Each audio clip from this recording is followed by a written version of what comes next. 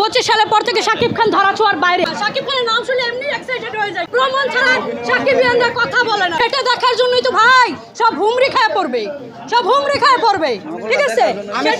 সেটা দেখার জন্যই তো সব হুমড়ি খায় পড়বে। যারা মানে কি বলবো, আমার সিনেমা যদি কেউ একটা সিকোয়েন্স নকল করতে পারে তাকে 1 কোটি টাকা পুরস্কার আপনার ছবি একটা করে দেখা, এরকম একটা আমি মনের ভিতর অনেক কথা ভাই, কিন্তু উত্তেজনায় আবেগে, ঠিক আছে, আমি পুরোপুরি প্রকাশ করতে পারি না। শাকিব খান তো একজনই এই পৃথিবীতে, আমি এর আগেও বলছি শাকিব খান একজনই এই পৃথিবীতে।